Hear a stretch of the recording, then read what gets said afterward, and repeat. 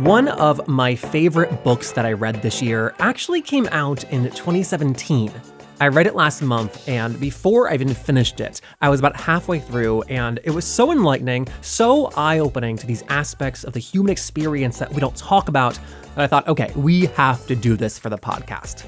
That book is called Born Both. It's by Hida Viloria. Hida is one of the leading intersex and non-binary activists. They're also the founder of the Intersex Campaign for Equality, which, as you'll hear, alongside Lambda Legal, was responsible for the US finally issuing the first passport with an X under the sex and gender marker. Now, for those who don't know, intersex people are born with sex characteristics, so that's genitals, gonads, chromosome patterns, that don't fit the typical binary notions that we have about male or female bodies. And there are many ways to be intersex. It's a term that describes a wide range of natural variations in the body. Sometimes it's more apparent, as you'll hear Hida talk about with their body, but also it should be noted that intersex people can have bodies that look like what we consider to be typically male or female. The intersex experience is a real blind spot that we have, one that is almost entirely absent from public discussions about sex and gender, and so I'm really excited to have Hida here today on LGBTQ&A. We are brought to you by The Advocate magazine in partnership with GLAAD. I'm Jeffrey Masters. Let's hear it.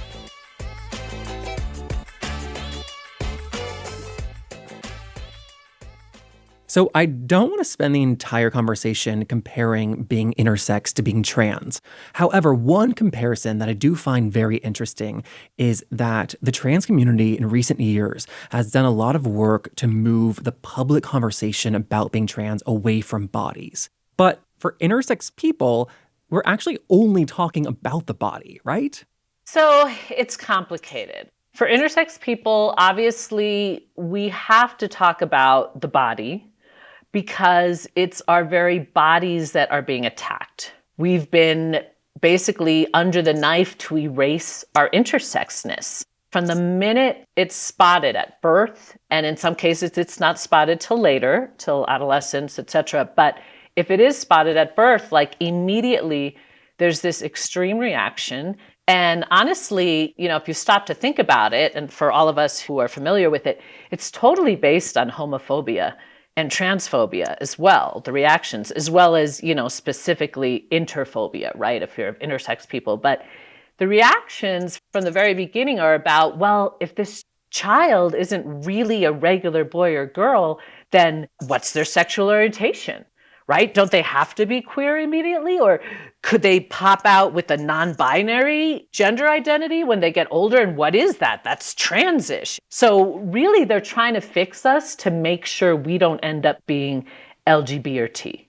And the body part, though, just to put a point on that, we really do have to be careful not to erase the whole intersex community in this kind of pressure within the trans community not to focus on the body. So in this way, there's so much overlap between, how our enemies treat both communities and some commonalities that we experience, like as adults. But the huge difference is that we have to let the whole world be aware that intersex bodies exist, that people aren't just born male or female, right? Because that's what doctors and society in general is trying to erase. And contributing to that erasure, to the intersex community being so often so invisible, I have to assume that, as a society, at least in the United States, it's a conservative place, and we're told that we're not allowed to discuss one's private parts in public. It's called private. Yeah, I love that you focused on that, because that's one of our biggest challenges in a way. We've got these multiple challenges. On the one hand, yes, private parts are private parts, and people don't want to talk about it. And I think that's why most people like me who weren't operated on, because I know a bunch of us, right? I think one of the reasons they're not talking about it more is because in doing so, you have to start revealing your private details. The reason I decided to do it is because, I'd already done a lot of human rights activism for other issues, for people of color, for LGB folks, and it was kind of before the T started. And I just thought, just like I saw the gay movement do, when gay people first came out, people knew what it was. There was an advantage there, but they didn't know what gay sex was. So I remember the conversations, like when someone would come out in the 80s, 90s, the general public was like, why are you telling me about your sex life? Right? It was seen as this affront, like the way that saying you're intersex now is like, why are you telling me about your private parts? Or what are you telling me about?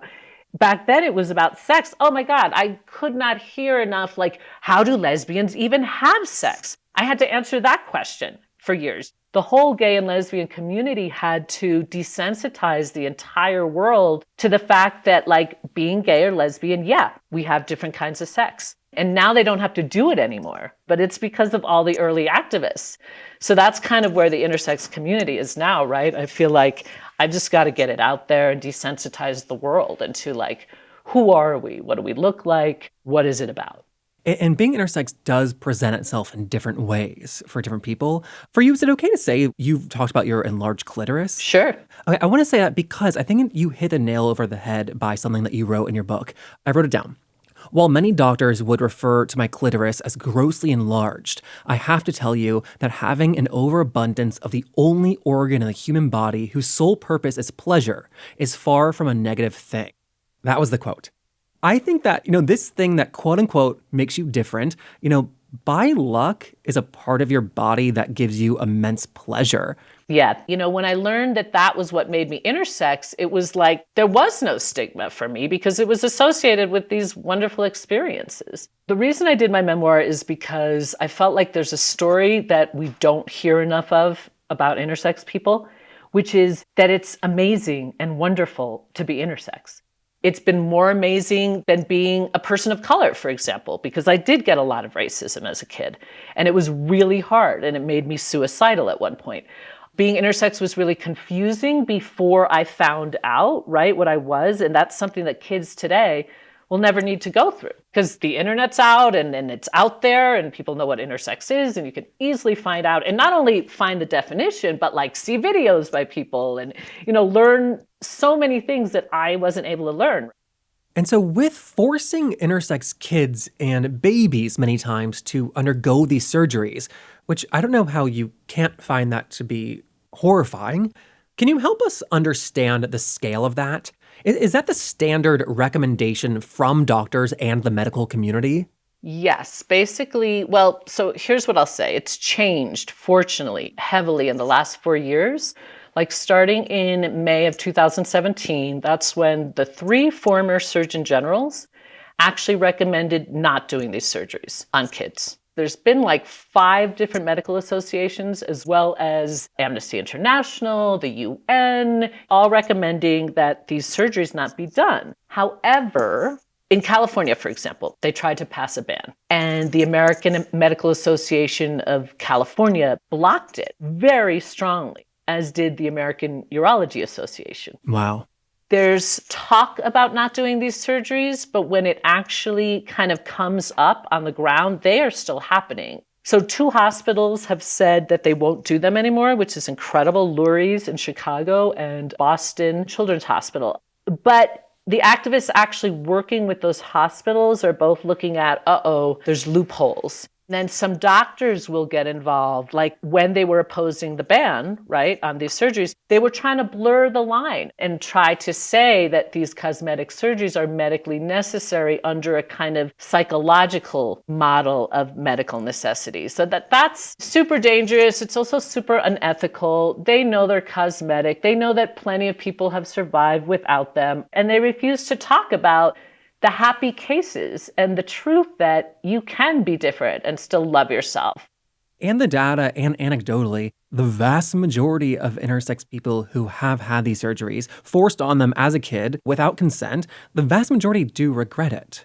Exactly. I've had to tell some people that, just because someone was happy with a human rights abuse doesn't mean we should be listening to those voices. There were also women, back during the suffragette era, they did a poll in England of women about the right to vote. And the majority voted against the right to vote.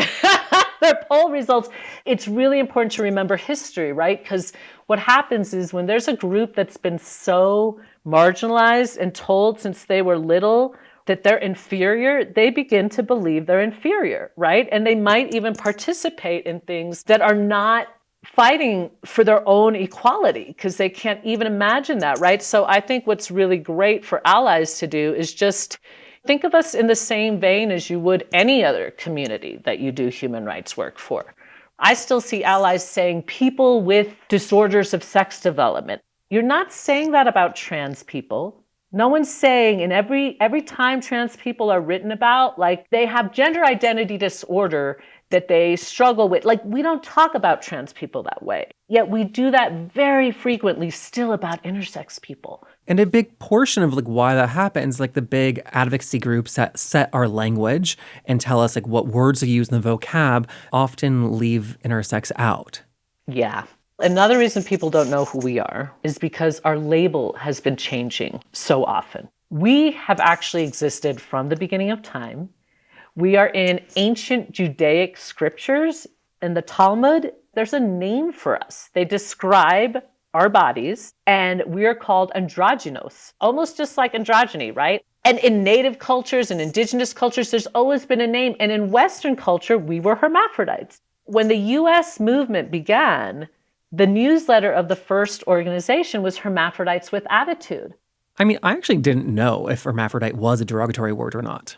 It wasn't. Like, here's the thing. I've seen it called the H word in places. And I'm a little offended, actually, by that. Like, as a Latinx person, I'm like, the N word was a slur.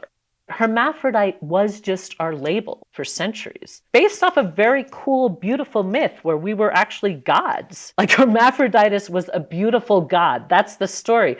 But unfortunately, when we changed it to intersex, that was a word only being used by scientists and in medicine, and the general public didn't know it at all. This all reminds me of a story you wrote about in the book, which was in 1996. There was this gathering of intersex people. And I believe this was the first gathering of intersex people in history that we know of. And there were 11 people there. Then there's this moment where one of the things you decided to do was like stand in a circle and everybody to like expose your genitals to each other. What was the like intention and purpose there? It was basically to reclaim our bodies and send love and acceptance to our bodies in a world that is literally trying to eliminate them. And it was one of the most powerful things that I've ever experienced in two ways. One, a very negative way. I got to see, what a clitoridectomy looks like, and it was just heartbreaking. I got to see all these types of scars that should never have existed, that literally don't need to be there because these were healthy children when they happened. And then on the flip side, sometimes being out as someone without these surgeries, it's a really weird psychological place. And it's sometimes been kind of difficult and, bringing up feelings of guilt or like, why me? Why did I escape? And then it's also this thing of like, well, don't I have to be more different to be intersex? Like, why wasn't I cut? Like, is my clit big, but not big enough to make me intersex, right? Or I would have been cut too. And so I expressed some of these doubts to one of the people there, and that like I felt weird about being there. And she looked at me and she said, "No, I'm so happy you're here. You show me what I could have been." That makes me almost want to tear up because it's just, I do find it heartbreaking that anyone should have to feel that way. That like we're undergoing this gender side and like there's a few escapees who can show the world what it is like. It's a terrible place. And I'm just happy, honestly, that we are really advancing as a society. And I know this will be a thing of the past. I really understand that people, may not have the bandwidth to take on a whole new cause. And so really what I'm just hoping people do, because you get that question, what can we do? And it's very easy. You can all just start talking about the fact that we exist, right? When you see these things about like breaking the binary, I see so many articles out of LGBTQ places where they literally are talking about breaking the binary and not once are intersex people mentioned. And that kind of exclusion is really harmful to us. And here's another example of exclusion that happened like for me in my life. In the US now, you can get a passport, an official US passport with an X under the gender marker, which is a huge victory. The person at the heart of the case of the 6-year legal battle was Dana Zim. They're an intersex person and also non-binary. And in all the press I heard, this was being presented as a victory for non-binary people. the intersex part of that was being downplayed. And that is something that I just assumed was like only affecting non-binary people. That was a blind spot for me for sure. Wow. Dana decided to do this, and they did it for their driver's license in like 2011 and didn't win that case.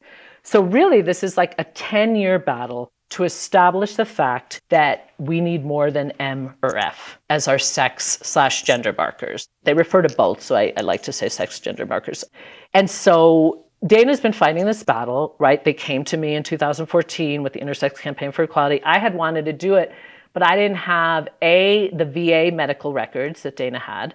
Dana's a vet, and they have all these government medical records saying that they are not male or female, but intersex, which was incredibly useful for the lawsuit. They also had a birth certificate that said unknown, which was incredibly useful. And so they came to me like, is this something we could do together in the org? And I was like, hell yeah. Oh, so like the behind the scenes of like the movement building is like Dana like has all these check boxes. Yeah. And I was like, let us do this, because if we're trying to let the world accept intersex people as we are, we need to be recognized legally on the basis of sex. Because basically what happens is it's not even all the doctor's fault. This baby's born and they're like, well, we only have M or F. So what are we going to do? I mean, it's their fault to assume they have to cut us to put us into M or Fs, right? Because they don't. So we need to legally establish for our survival, right? It goes way beyond gender identity, because honestly, I could give a F about my gender identity. You know what I mean? Like, it's great to have it match. It's wonderful, but I've lived a full life with it being off my entire life. It was never F. And so it's really about ending this gender side for our own survival and for all the kids being cut up, so that their parents later, the future parents, will be like, oh, they're intersex. We see these adults. Oh yeah, okay. I can leave my kid, and later, if they feel intersex as they grow up, if that's their gender identity, right? Like, they can have an X. Even to grow up just knowing there's like a different possibility. Yeah. That there are many possibilities for like one's gender and sex. Yeah. One of the things that makes my story so different is that there's not all of this social isolation that doctors have been speculating about and kind of scaring parents about into believing that if you leave your intersex kid as they are, they will be a socially isolated person with no relationships and no friends, right? And that's, another reason I wanted to tell my story is because it is like the opposite of that. I just think that that's such an important part of my message, and the general message about being intersex is like, we can have just as much fun and just as much sex and just as many relationships and just as much love in our life as everyone else. And arguably, as a lot of close friends have told me, like, more so. Was this something that you realized about yourself and your own experience in that like 96 gathering when you started to meet other intersex people, or was it before that? It was before and after, like, and not to, it's weird to talk about this because it sounds braggy and I hate to do that, but it's an important part of the message. Please brag. Yeah. Thank you. Okay. So when I came out in college, and even before that, like, the first guy I slept with in high school, because I wanted to see what sex was like, and literally no one was out as queer. So I had no options to sleep with a woman or a girl, right? We were girls. The first guy I had sex with proposed marriage. So that was positive. Then later I go to college and finally am able to start sleeping with women, and I have like every girlfriend I want and more, right? And it's just like a theme throughout my life, to where I've had several male friends. I've had like several of them approach me like, God, I think it is because you're intersex, right? Like, what is the mojo? I mean, is it as like simple as like you are intersex and you love that about yourself and like that confidence is sexy?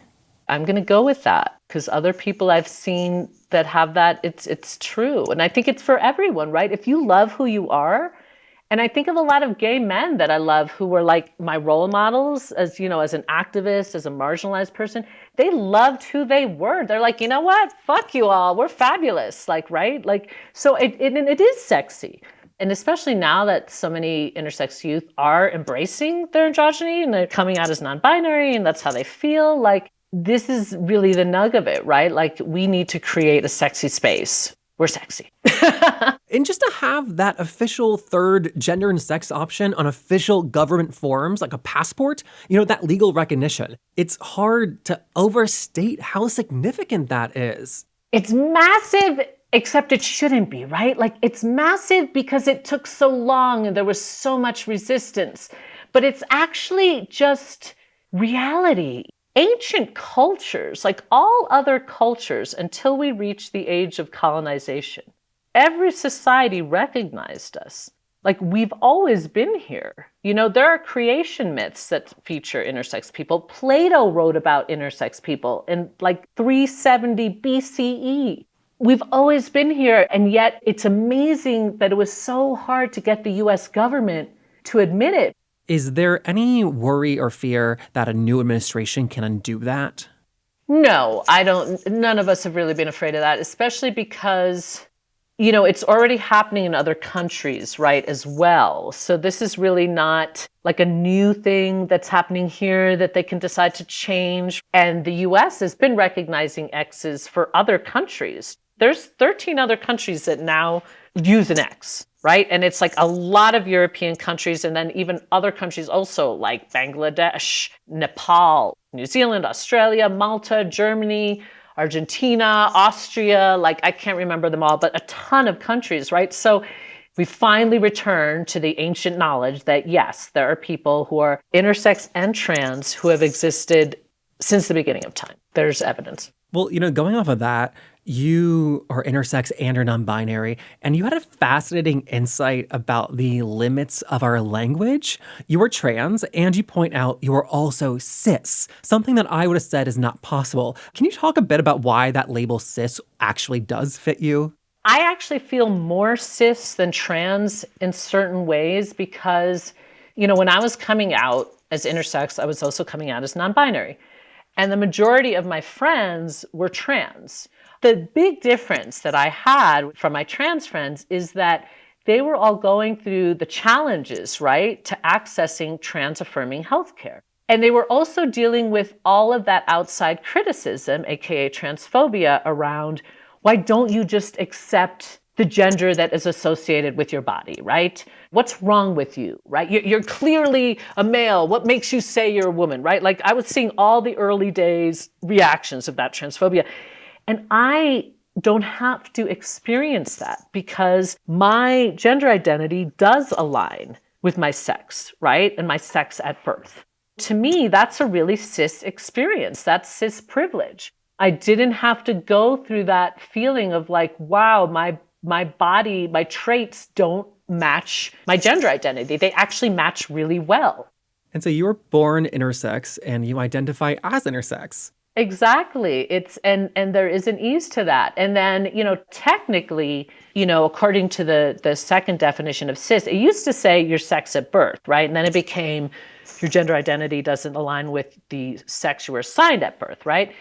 So that kind of makes all intersex people trans right off the bat because we're all assigned male or female. And so then you have people who, let's say they were assigned female and they feel very female. Most of them are cut up and deal with constant, weird, invasive conversations about their genitals or their health issues from their doctors or others. So they don't have cis privilege either, really, like the real nug of it. So I think we should come up with a better term because, you know, the reason why I'm both cis and trans, right, is because I am non-binary in multiple ways, and that's not really accounted for within the cis-trans binary kind of framework.